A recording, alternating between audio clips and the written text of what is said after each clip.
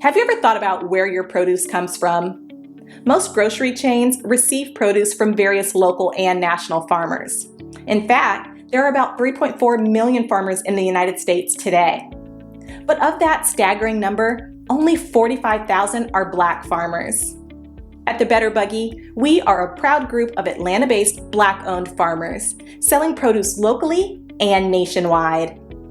Our easy-to-navigate online platform makes it easy for you to make a one-time purchase or to simplify your life by subscribing to our weekly produce box.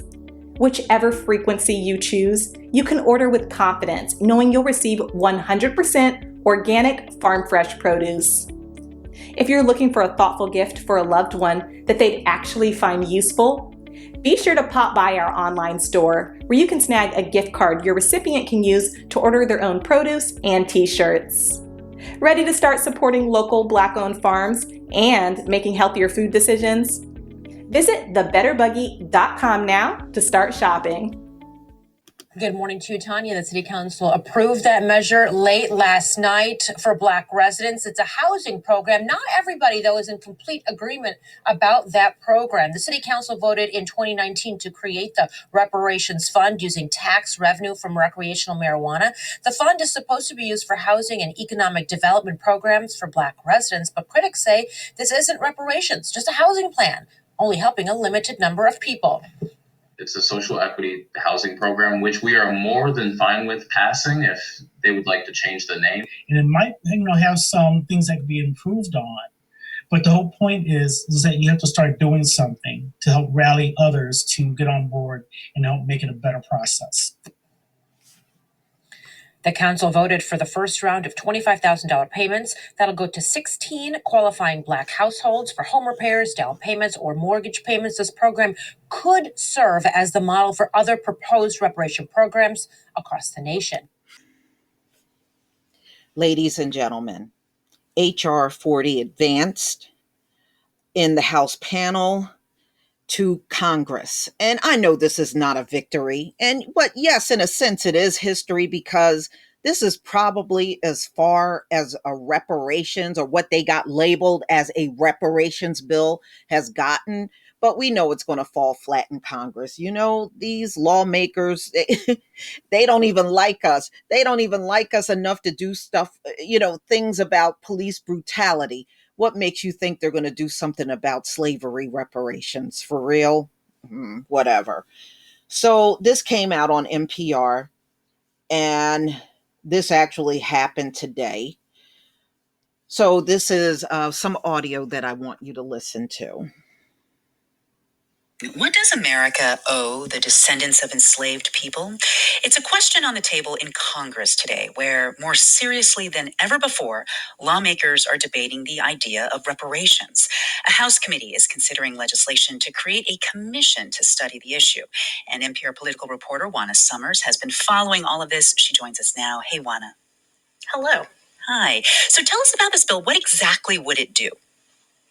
The bill would create a 13-person commission to develop proposals to address the lingering effects of slavery and racial discrimination from before the founding of this country to present day.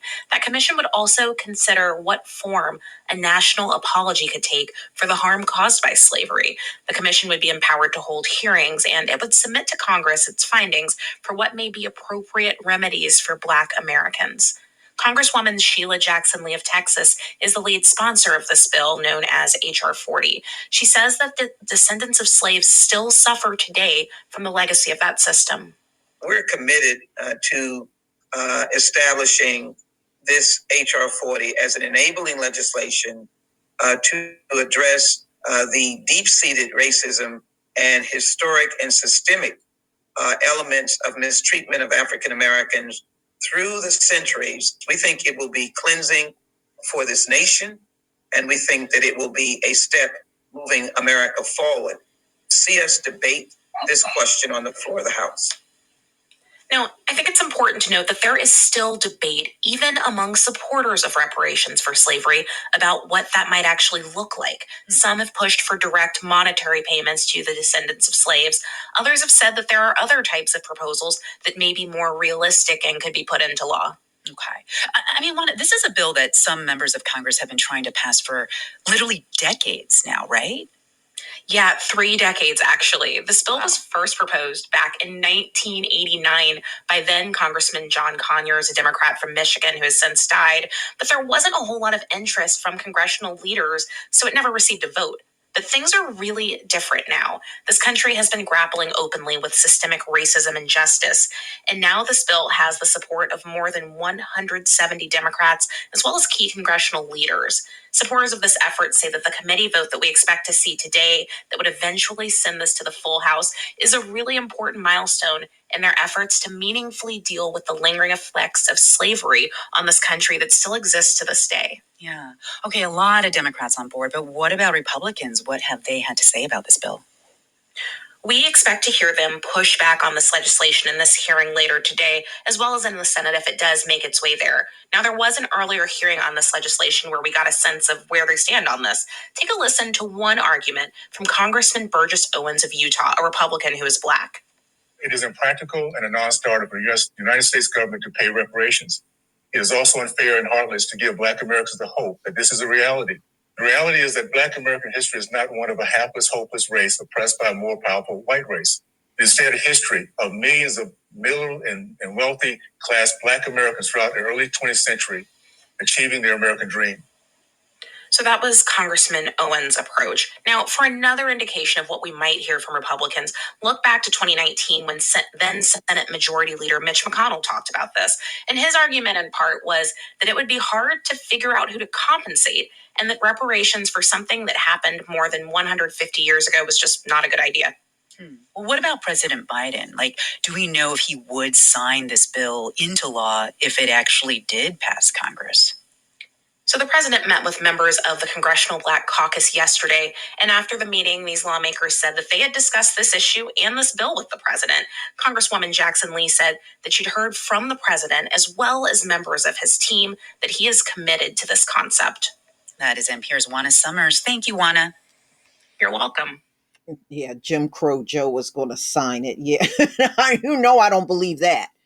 So, ladies and gentlemen, I played that first video for you for Evanston.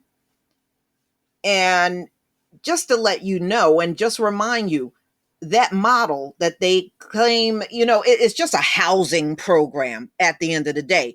But they got the name reparations slapped on it. And they got the nerve and audacity to say this can be a nationwide model. And you also heard in the video, out of all the people in Evanston, only 16 people were eligible for their quote unquote reparations. Does that even make any common sense? Why would we want a housing program only a handful of people will qualify for and call that reparations?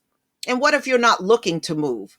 What if you don't even need repairs on your house? So you wouldn't get anything. That's stupid. But, ladies and gentlemen, look, they just came up with a grant for the Asians. And we know the countless groups that got reparations already before, So to say to us, oh, well, we can advance this HR 40 bill, but this is just to get together a 13 person committee and they're going to have to decide this and decide that. Well, how come you didn't do all of that for the Asians? How come you didn't get no committee together before you gave them that $50 million grant? Where was the committee for that? Where were the House hearings for that? Y'all are just terrible at trying to, I guess they think they're fooling us and stringing us along. Well, look, it ain't working. Okay, many of us see exactly what's going on. Y'all done gave money to these illegals, putting them up in rooms and everything. I didn't see no House hearing on that. I didn't see no committees put together. Y'all just gave the money. But you want to act like we don't see and recognize what's going on.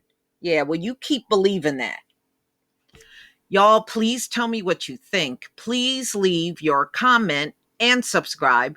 Don't forget to hit on the notification bell, and I'll see you on the next video. Peace, family.